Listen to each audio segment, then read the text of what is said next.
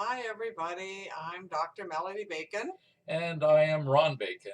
I'm a licensed marriage and family therapist. and I'm a clinical psychologist, and we have a program called Family Matters. And we also work in our practice with couples and relational issues. So this channel is about all kinds of things with regard to relationships. And today we wanted to talk about couples and particularly a person who is married or in a significant committed relationship with someone who has an alcoholism or addiction, substance use disorder of some sort, because this comes up. Sometimes it comes up not as the primary reasons why somebody's coming in for counseling, but later on it becomes quite apparent that this is a big problem if they haven't really been aware of. So we thought we'd start with that today and talk about. So what would you say if you had to list some of the big challenges for someone with regard to being in a relationship with someone who's got a substance use disorder of, alcohol or some other drug? What would you say some of the biggest challenges are? I sigh because it is so gigantic, and yet it's difficult for the two people. It seems like they're living in two different worlds. Mm-hmm. The person who's doing the drinking or using, uh, they may acknowledge, yeah, it got out of hand, but, and the but means you've got it wrong, taking more action, you're over responding, blah, So blah, blah. minimizing, Minimizing denying. and denying is Mm-hmm. absolutely part of it. And so the effort then becomes trying to convince somebody that they Mm. have a problem when the person doesn't. And that's just a losing. I mean, it's an argument just waiting to happen. Yeah, I had a client whose husband was a pill addict, and what she noticed with him was a change in his the way he looked, on his face, and there was just a shift when he was using actively, Mhm. and he never admitted to that, and so what I assisted her to do is hold on to the fact that she knows something's different about him. She does not need to convince him that there's something different, because as you said, that's just going down a rabbit hole. You're not going to win that argument. And because I've had the opportunity to work in treatment centers, Mm-hmm. I got to see some of the extremes. And Did you? so I Yeah. saw a man who was at 0.48 blood alcohol level, Wow, almost half his blood. and he was still resentful that his parents made him come into treatment. That is 6 times the legal limit Yeah, of 0.08. a normal person would be dead. Yes. He had worked in, this didn't happen overnight. He'd No. gotten to that place. He'd worked hard to get to the place where Yep. he could drink that much and not die. And he complained for 2 weeks, even though he couldn't hold coffee, Mm, except half a cup, because his hand, he had the shake so right. bad, it would just shake out. Yeah, Uh, that's pretty I mean, severe. that's severe, and he Yeah, complained the same amount of time about his parents forcing him in. right. So it's an amazing thing to see. Um, Yeah, the power of addiction is huge. Nobody would pick it, oh boy. so it's important to hold on to the fact that the person you love has a disease. We don't know what causes it. Nope. It certainly isn't you, their loved one. You're not the reason they're drinking or using, despite the fact that they may accuse you of that. So that's where you're stuck with, well, what am I going to do? I'm seeing this. I had a client who was seeing her husband not being able to sleep at night, having to use alcohol to go to sleep. Then she found large amounts of money going out of their bank account without any, Yes. knowledge. And he was became paranoid, which means he kept thinking that she was having sex with other people, Mm. and hypersexuality. So all of these things pointed to, when she came in to see me, that he's using some stimulant, cocaine, meth, Something. something like that. And she had to decide what she was going to do, because he was not going to admit to it. It's very rare that someone who has a real entrenched substance use disorder initially will uh, agree to treatment or agree with you that what you're seeing is a problem. Right.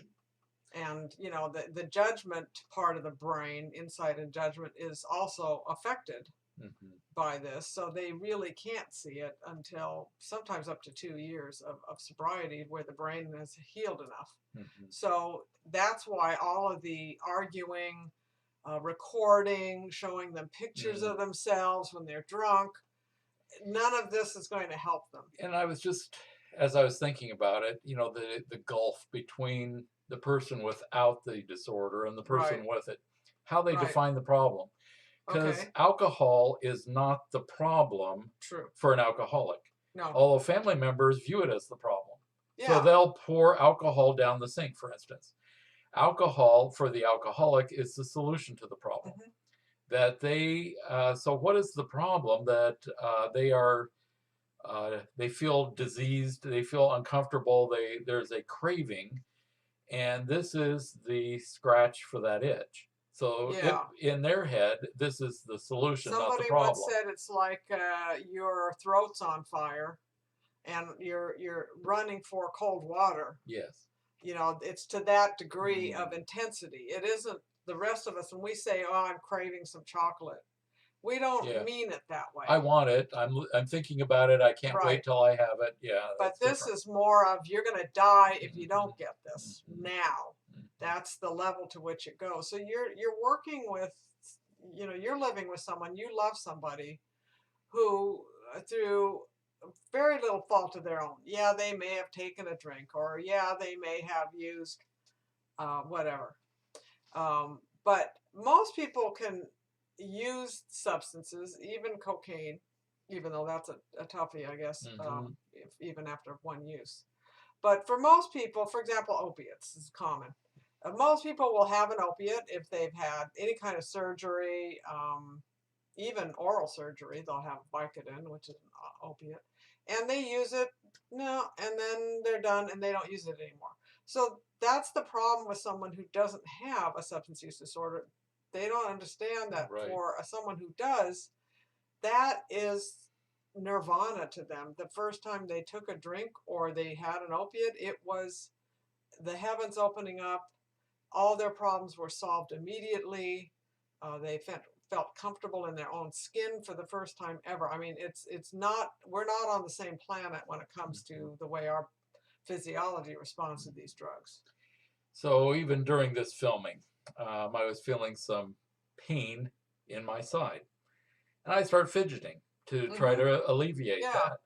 Imagine if the pain is internal, it's a feeling state, and no matter how you fidget, it's still there. Right. And then you think, if I have this chemical, it'll It'll take be care of the gone. fidget. It'll take care of the pain, that is, and I'm not going to fidget. And when you use it, in fact, it does work. Mm-hmm. It's like, wow, Right. okay. Gone. And then as it wears off, you start having that pain and you begin to fidget again. This seems like the solution if you can just drink or use a Enough. small amount.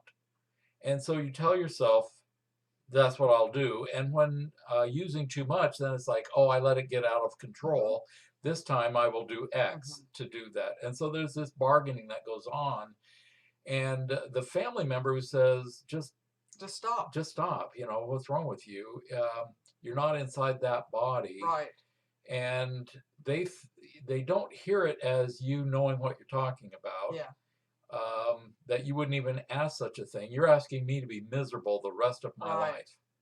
And often they're surrounded by people who use either the drug too, or Typically more than they do. alcoholics, Hmm. often are around Oh, people who drink a lot. yes, So the norm for them is skewed to everybody else, yes. you know, and alcoholics in particular, it's tough because people can drink fairly severely Ooh, and still yeah. manage to get to work and all that. So in the meantime, here you are. Let's say you're married to this person.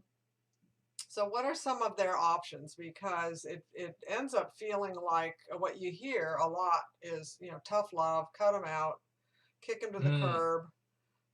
And and then the person with the substance use disorder often is saying, "No, I promise I'll quit this time," and they really do try. It's not that they don't have willpower. There's actually a lot of willpower there. It's just that they don't have more than they need to be able to combat this disorder any more than somebody with diabetes can have willpower to get their pancreas to work correctly. Right, right. That yeah, what can they do? That one is to pay attention to your own speech. Mm, If you're saying this is intolerable, okay, I and they can't live with this. right, Hmm. and they say, well, I'm not doing anything about it, and you live with it, then that means it was You lie. almost intolerable. It's not Yeah, intolerable. you're lying in some ways. On some level, that you would like them to respond to what you're Right, saying, that you're in pain. When it is intolerable, you take action, but you can't take action based on the result that you want, which is them to say, wow, if it means me losing you, I'm going to go to right. treatment. Because they may say that, and then as soon as you say, oh, good, they quit treatment. Hmm. Or I'll go to an AA meeting or whatever Right. else. I'll go to a I'll go to meeting. a therapist and They'll we'll go go. together. That was a stupid Yeah, meeting. Everybody's a loser. there's some real bad alcoholics in there. Hey, Right. there's All people they talking do about is drugs I've never even used. right. All they do is talk about Hmm. using. It makes Yeah, me want to use more. yeah, And they get you to back off of the position that you've taken. right. So then you're stuck with, you know, trying to figure out really what is your real position. One thing we recommend to our clients and to people in our program is to come up with a position you're willing to take. Yes. For example, I'm not willing to live with you as long as alcohol is running your life. And because if it's running yours, it's running mine. We're Hmm. married, we say share the same home. So unless you're willing to go into treatment and really make a commitment to sobriety, and I'm going to find another place to live. I'm going to find some other circumstances. The partner is likely to say, "You're trying to tell me what to do, you're giving me an ultimatum." And the response that I suggest my clients say is, "No, I'm not trying to tell you what to do. I'm telling you what I'm going to do. Right. This is not about you, it's about me." Be real careful about telling somebody else what to do and it being, you may not mean it as a threat, but Right, you want them to hear the severity right. and to do something. And frankly, that is a threat. And even though not intended to be one, Hmm. and it doesn't work. Hmm. Um, Yeah, if your effort is to get them if to you see the don't quit, light. I'm going to be leaving. That's a, you can say that when it's a matter of fact. I don't know how much more of this I can take. Hmm. That may be true, and it's not bad to say that. But when it is time to take action, take the action. Right, Don't threaten. and then not do Now it. I'm leaving you, and you go up there and start packing. A guy who's, if you say, "Wow, this is a control freak guy," what would you expect him to do except Hmm. grab that suitcase out of your hand, throw your stuff that was in there all over the place so you can't leave, block your exit? I mean, that's Yeah, what I would expect. So don't do that to yourself. right. Have a plan. Investigate other options. If you're leaving, you leave. You don't have to get a divorce. Yes. Everyone goes to the nuclear option. I always say there's a lot in Yes, between there is. staying and divorcing. Mm-hmm. And a temporary separation where you can get some clarity about what you want to do can be very helpful. Of course, you would hope that your partner would decide that they want to go ahead and get into treatment. You could ask them to at least consider how they would know if they needed help. Yeah. What would they have to see Mm-hmm. in order to let them know that they were Right. having trouble? You could get curious about them. And at the same time, you also know on some level that if they have to pick between you and their drug of choice, um, it's likely to not be you, Right. Yeah, and that's the because painful part of it. the drug of choice is a survival thing and you aren't, Right. unfortunately. And that's just, well, maybe fortunately, because you don't want to be somebody's survival except an infant. It's You somewhat know? like an affair in that, me or the other person. Hmm. Um, you are taking a chance that they'll say, well, I'm taking the other person, you Mhm. know. However, I think where people get into trouble is that they assume that if that person loved them enough, Mm. they would go to rehab or they Right. would stop. And it's much more complicated than that. It There's a sure is. really good movie, When Love Is Not Enough, Mm. the Lois Wilson story. If you can get it on streaming, I'd recommend it if you're in love with somebody who's struggling. So this is the story of Bill W.'s wife. So Bill W. is the founder of AA, and was a very, very big alcoholic. And Lois Wilson stuck with him through Amazingly. Yes. years of tremendous Hmm. difficulty, and he finally comes upon the ideas of what eventually became AA. And at one point, he is finally embracing sobriety. He's talking to other people who are on the journey, and she becomes very frustrated with him. And he's a little bit confused because he's finally really sober. And she's upset with him because she says, why wasn't I Mm. enough? Hmm. Hmm. Why wasn't my love enough to get you sober? Right. Why do you have these strangers, who you're All talking these to? drunks. Right. And it's an interesting phenomenon that has been verified after decades, that something about somebody with the disease of a substance use disorder talking to another person Yeah. with the same disorder can help them move forward into sobriety. And another reason why there are family groups that are ancillary to AA Hmm. or nar-anon, Narcotics Anonymous. So al-anon for family members, al-ateen, nar-anon for family members of narcotics addicts. Um, those are all things we highly recommend, because why should you go it alone too? And you don't need to wait until your loved one gets into treatment or starts going to a 12-step for you to get some support in terms of this journey, which is complicated. And it has a very set program and tried and true steps. So I haven't thought of what's the one for marijuana, Potanon? I don't think There so. is a No, I wouldn't. Marijuana Anonymous. They can't call it Potanon. That just Yeah, sounds too bad. But there's one for. I'm sorry. Don't want to make fun of because when pot is it is so difficult. I've had Mhm. addicts who were in treatment with the heroin addicts and alcoholics, and when they say their drug of choice is pot, they get looked at askance, like, "Well, come in What's the here big with a deal? real, what are you doing here?" And so they almost have to justify why they're in treatment. Well, yeah. It's really a challenge, and Well, so family alcohol members, is a bigger problem than yeah, any of oh, those. absolutely, It's not even close. but anyway, it is what it is. So So, as someone who loves someone who's maybe married, maybe you have kids, you have a lot at stake here.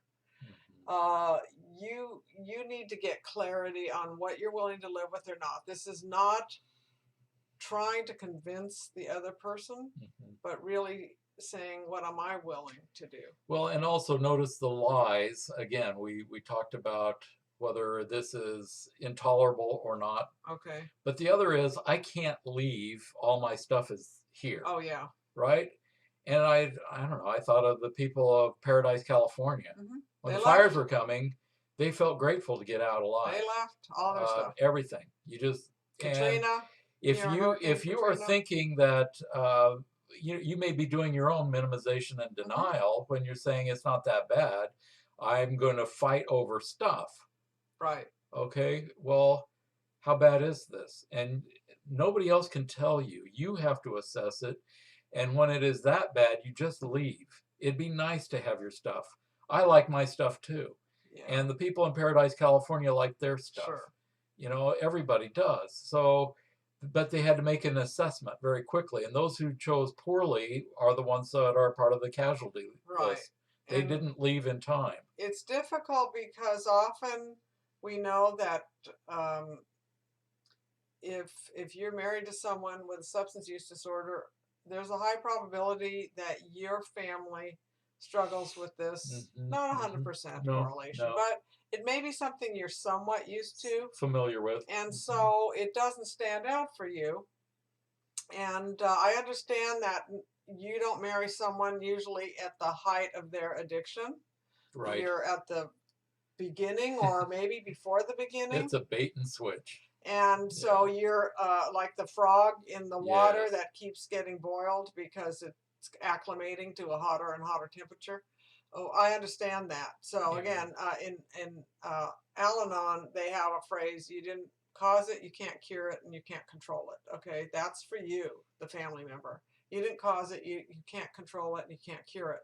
What you can do is decide the kind of life you're going to live with integrity and compassion, Hmm. and every person is going to have to walk this journey to the best of their ability. But one of the things that we really recommend is finding a program. The one we offer, Family Matters, is designed for that. That helps you take the focus off the addict, because your brain is going there all the time. What are they doing? Are they using? Are they drinking? What are they going to be like today? Who's coming in the door tonight, so to speak? Hmm. That's to the point where you can feel like your life is gone. All it is your loved one, Yeah. you're the person with the addiction. And how do you get your life back? Get the focus back here. What am I being called to do with my life besides focus on this person who has a disorder that they won't even recognize? Hmm. I'm following the story of a gal that's a social media person that, so I Mm, don't know her directly, but mm-hmm. her loved one overdosed. Oh, And wow. so she's Yeah. dealing with grief and loss issues that are Yeah. complicated because of Scary. the disease. And her, just because he's no longer using doesn't mean her pain has quit, Right. and it's a Mm-hmm. horrible, Yeah, then uh, there's having to live with yes, that aftermath, absolutely, and that's the fear. that there's still the abandonment and there's still the pain of loss. There is. And so you, in a sense, you pick your pain, what you can live with. Yeah. This is what I will do or won't do. If you're going to move out, if you think that you ever would leave this relationship, do it while you still love. Mm-hmm. There's still hope in the relationship. If you wait till you only despise the other person, there's no hope when No, you leave. that's It's right. just relief.